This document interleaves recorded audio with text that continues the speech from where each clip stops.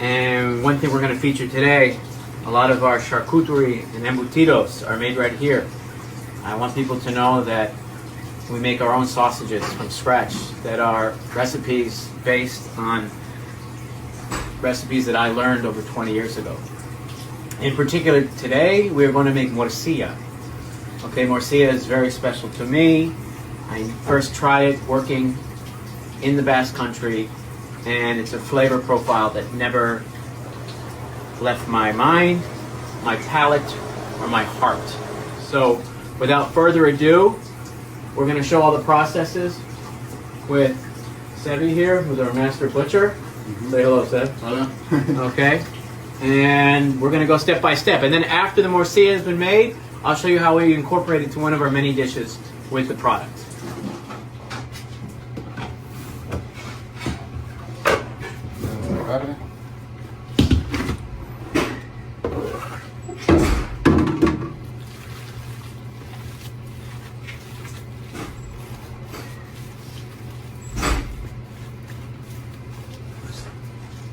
Okay. What is it? So, you have the meat cold in the bowl. ¿Todo bien? ¿Amiguitos? Sí, Okay. Es la cebolla. Tenemos ahí cocinando. Right. So now the onions go in. Es el sachet. Pero ese no lo ocupamos solo Right. para el sabor. So obviously the sachet does not go in. You don't want to eat that. But you want to squeeze all that flavor out. Okay?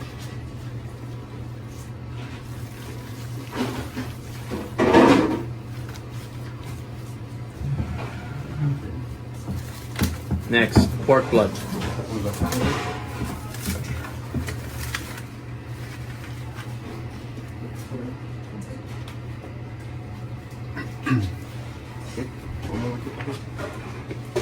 Manteca. Los dos. Okay. So, next steps. Pork fat. Okay. Manteca. This pork fat has been rendered. Tampoco tiene demasiado sabor, ¿eh? No. Pero siempre le agregamos. Yeah, Para- so para this is darle just más- rendered más- pork fat, not más sabor. not too much flavor.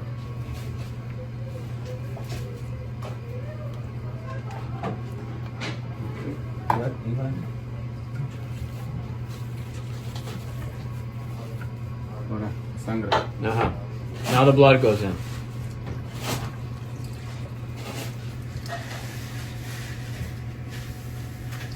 Sí, de poquito para ir mirando cómo se queda de color.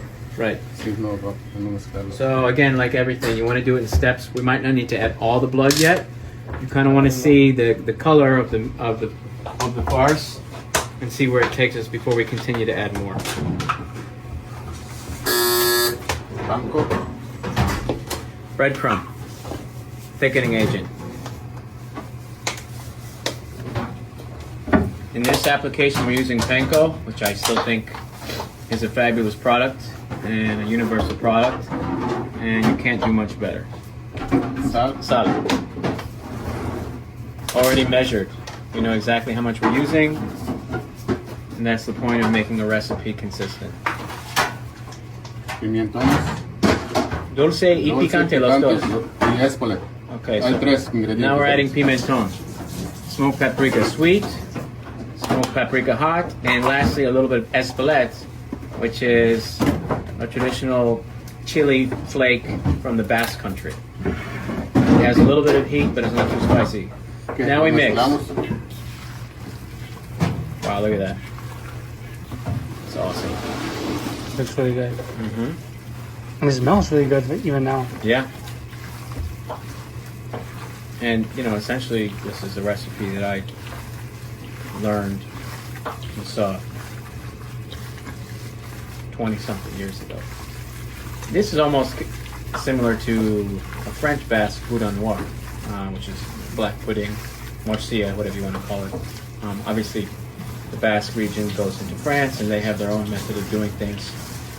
So, this is kind of a hybrid recipe of Béassain and boudin noir from the French Basque Country. The best of both worlds. Best of both worlds.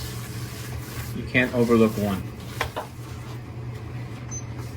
That's where the thickening agent of the breadcrumbs come in, and we also agree that the the color could be a little bit deeper, and that's where the blood comes in. Also, you're adjusting back and forth between liquids and solids to find that right texture before it goes in the casing. Poco a poco de todo ahora, ¿no? Sí. De seco y De seco, líquido, ¿no? Líquido. Sí.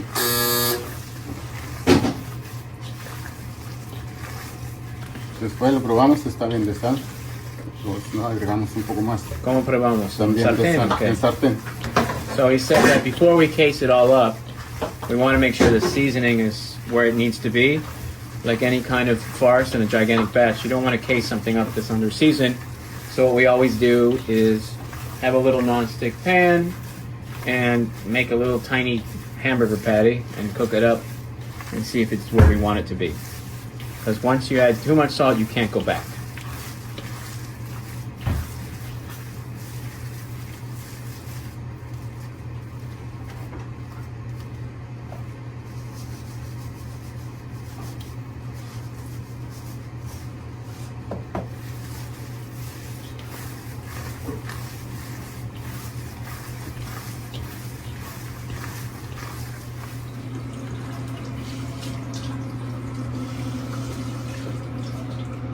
Un poco más de sal. Mhm. Un poco más.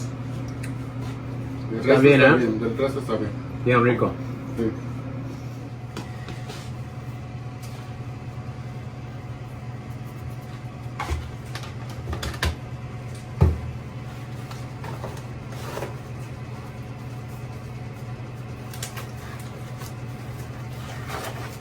Ya después de esto, lo mezclamos y ya lo podemos embutir. Uh-huh. Ya lo podemos embutir. So he said after this has been seasoned, we feel that's where it needs to be. And now we're going to case it up. Embutir. Vamos. Here we go.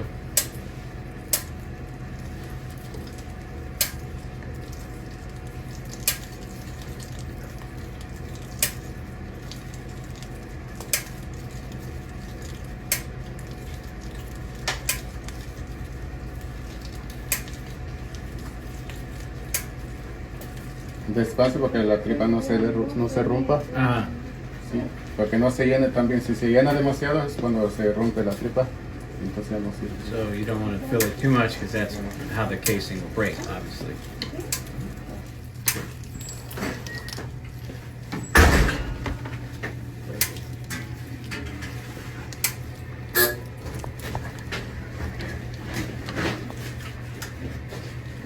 Ok, lo cortamos. Ok. Puedes guardar como 5 o 6 al lado para mí.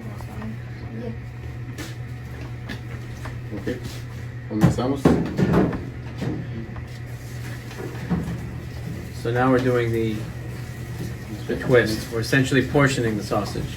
Ok, uno adelante y otro por atrás. Uh-huh. One hand's going one way, one hand's going the other way.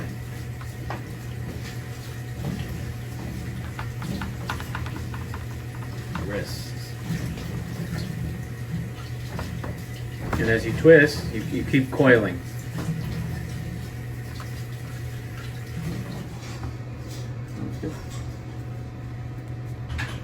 And that's it. Entonces ahora mismo guardamos en la nevera, Lo ¿no? guardamos, sí, 24 horas más o menos. más o ¿no? menos 24 horas para que salga el líquido que lleva. Uh-huh. So at this point, we'll put it in the walk-in, and we want it to cool and tighten up for at least 24 hours. So now we're traying it up, and it's going to cool in the walk-in. Pero por ahora no importa que esté como... It's not a big deal if Necesario, it's está perfectly bien coiled acomodado. now. It's set up nice. And tomorrow we'll finish. Ok.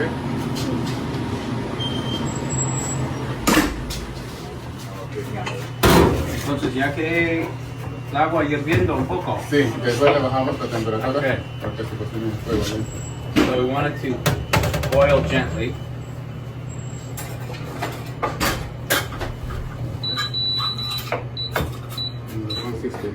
Está bien, suficiente. So he just tested it, it's 160 degrees. It's sufficient. Now it gets shocked directly in a water bath, which is just water and ice. And that's going to stop the continuation of the cooking.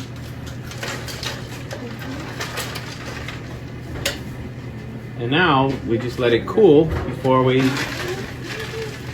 turn it into a dish. Considering it's summer, I wanted to go a little bit more seasonal. It's late August, it's peak pepper time. So we got some incredible red peppers from the market. And we cook them essentially a la candela, which means that they're charred on the grill and then peeled and then cooked low and slow in olive oil for about 3 hours at around 300 degrees to the point where they're practically candied. Soft, but almost with a leather type texture. Sweet and full of umami. So how I like to serve it, some of my favorite ways to serve morcilla is with eggs and potatoes. It doesn't get much more simple than fried eggs, fried potatoes, morcilla, and you get a little bit of sweet nuance from the red pepper. And it has beautiful confit peppers.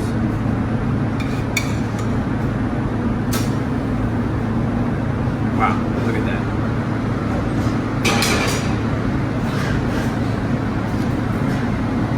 A little bit more salt.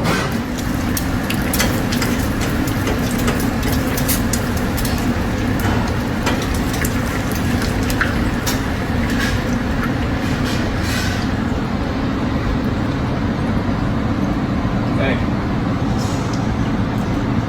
Let it drain.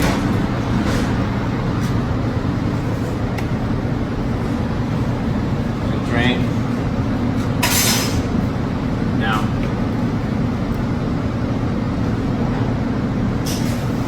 directly on there. A little more salt. And lastly, my morcilla.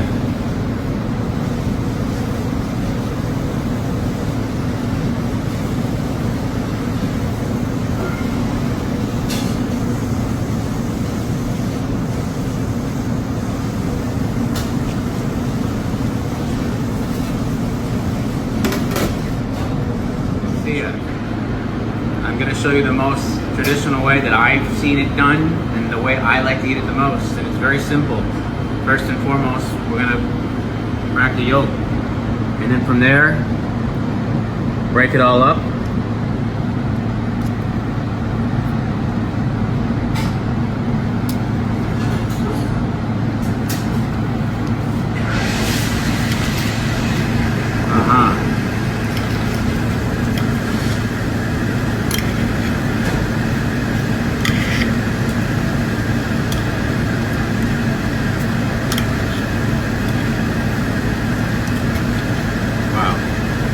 Best way at this point, take some morcilla, huevo, pepper, potato. Here we go.